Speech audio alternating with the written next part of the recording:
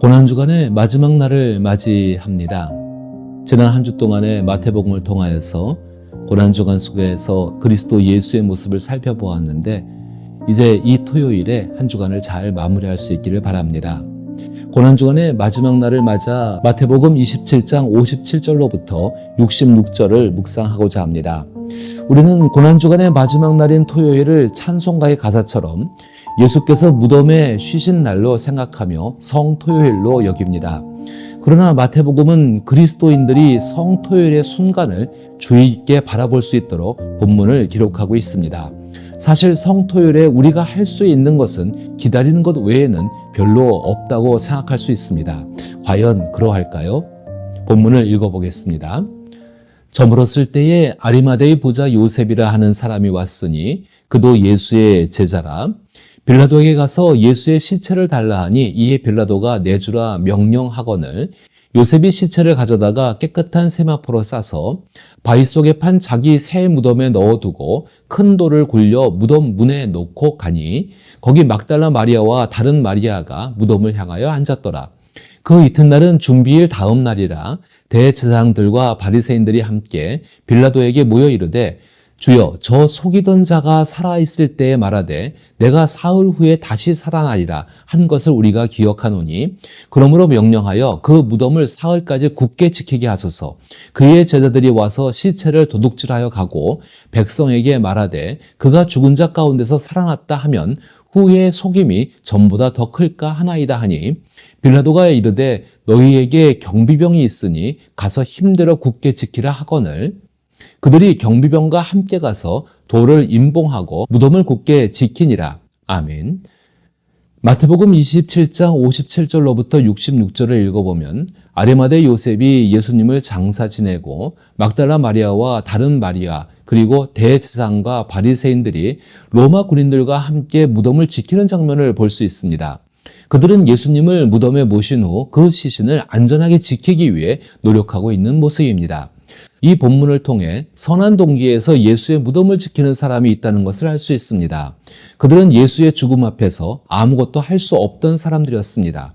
그러나 예수에 대한 생각은 그들의 가슴 속에 생생했습니다.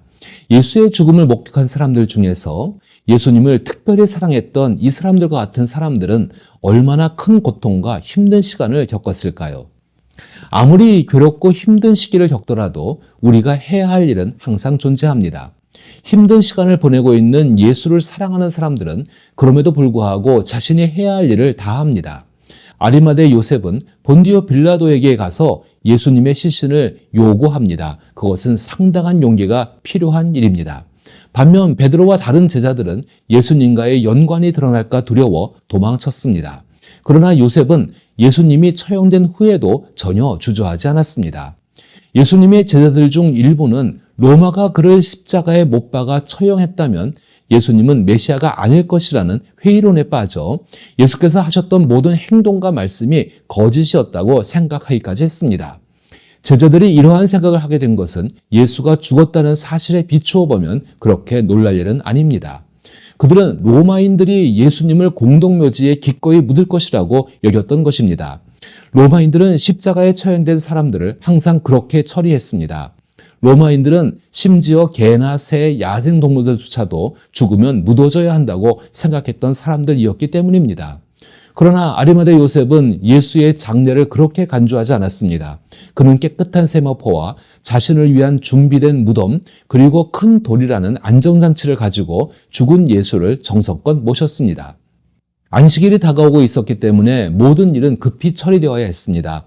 두 명의 여인 마리아도 바로 이것 때문에 그 상황을 지켜보고 있었던 것입니다. 그렇게 서둘러 마무리해야만 다음 주 첫날에 돌아와 시체에 대한 나머지 작업들을 마무리할 수 있었던 것입니다. 하지만 예수님의 장례는 다시 손댈 필요 없이 놀랍게도 깔끔하게 마무리가 되었습니다. 이 부분에서 성토요일에 대한 교훈적인 측면이 있다면 우리가 예수님을 위해 그리고 예수님과 함께 일할 때 때로 상황이 아리마대 요셉이나 막달라 마리아와 다른 마리아처럼 느껴질 때가 있습니다. 왜 우리가 이곳에 왔는지, 왜 우리가 원하는 대로 혹은 계획한 대로 일이 진행되지 않는지 확신에 서지 않고 삶이 소모되어 가는 것 같은 기분이 드는 순간이 있다는 것입니다. 이러한 순간이 바로 성토요일의 때임을 기억하십시오.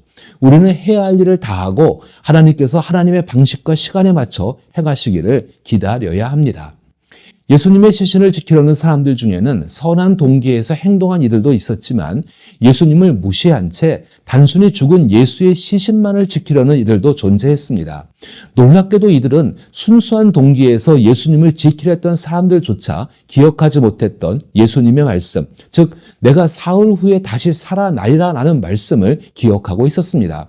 그러나 그들이 기억한 것은 예수님의 말씀 그 자체가 아니라 어떤 특별한 힘이 죽은 예수를 다시 일으킬 수 있거나 예수님을 따르던 사람들이 예수의 시신을 훔쳐가서 예수님의 말씀하신 대로 다시 살아났다고 주장할까 두려워했던 것입니다.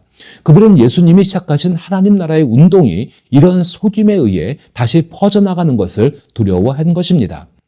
그들은 예수님을 철저히 무시했지만 이러한 불상사를 걱정하여 빌라도를 찾아가 다시 한번 머리를 숙였습니다. 빌라도는 그들의 이야기가 터무니없다고 생각했지만 어쨌든 간에 유대 사회의 지도자인 대제사장들과 바리새인들에게 호의를 베푸는 것이 정치적으로 손해가 될 것이 없다고 여긴 것입니다. 그러나 빌라도의 마음속에는 그리고 그가 보낸 로마 군인들 역시 예수를 무시하고 있는 상황이었습니다. 하나님의 아들 예수께서 죽은 모습으로 있는 것 때문에 예수를 무시하는 태도는 2000년간의 교회 역사 속에서 여전히 이어지고 있습니다. 좁은 범위에서 그리스도인들이 교회 내에서 서로의 삶을 나누는 교제의 자리, 그리고 기도를 위해 모인 자리에서도 다양한 이야기를 나누지만 그 주제에 집중하다 보니 예수를 무시하는 경우가 많습니다. 지역교회를 살펴보면 교회나 교회의 지도자들이 자신의 잘못으로 인해 비난을 받을 때 변명하거나 종교적 권위를 내세워 억제하려 합니다. 이것은 예수를 무시하는 것입니다.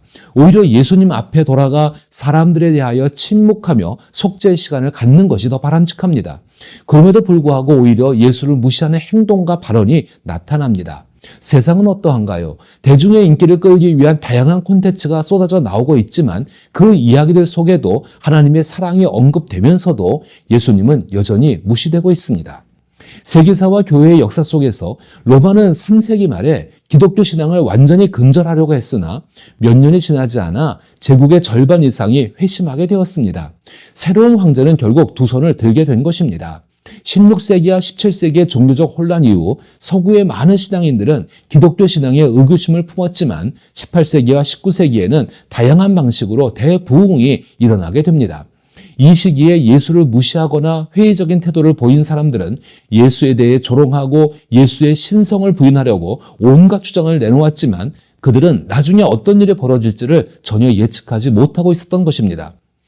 예수께서 무덤에 계셨던 성토요일에 우리가 분명히 알아야 할 것은 하나님께서 자신의 시간에 맞춰 하나님의 일을 이루신다는 것입니다.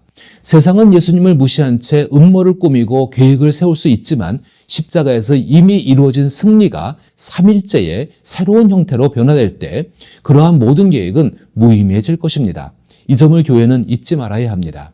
현재 교회는 번영에 급급하고 변명에 능숙하며 조롱당하는 것을 두려워합니다. 마치 현대 사회 속에서 존재하고 있는 2000년 전에 번영하고 변명하며 두려워하는 예수를 무시하던 무덤만 지키던 대제사장들과 바리새인들 그리고 정치적 승리를 거둔 빌라도와 같은 모습입니다. 하나님은 그런 세상과 사람들 그리고 교회를 그대로 두고 계십니다. 오히려 예수를 무시하며 그렇게 생각하고 즐기도록 내버려 두십니다. 그 이유는 이러한 일들이 과거에도 있었고 앞으로도 계속될 것입니다. 그러나 하나님께서는 예수를 죽음으로 내몬 세상의 파괴를 한탄하시며 새로운 세상을 하나님의 방식과 시간에 맞춰 가져오십니다. 바로 그것이 죽은 자가 살아나 무덤을 막고 돌을 치우고 우리 눈앞에 나타나신 예수의 부활입니다. 우리의 역할은 하나님의 약속을 신뢰하고 하나님의 방식으로 하나님의 시간을 기다리며 믿음과 소망 속에서 예수를 살아가며 오늘의 삶을 살아가는 것입니다. 이것이 예수께서 무덤에 계셨던 시간 동안 우리가 해야 할 일입니다. 이러한 의미에서 고난주간을 그리스도 예수의 평강과 은혜 속에서 잘 마무리하시기를 바랍니다. 그리고 그 기다림 속에서 내일 부활주일을 맞이하십시오. 그렇게 할 때 우리는 우리 삶에서 하나님의 방식과 시간에 따른 그리스도 예수의 승리를 경험할 수 있습니다. 그리고 그러한 삶을 매주 반복하며 살아갈 수 있기를 기도하며 축복합니다.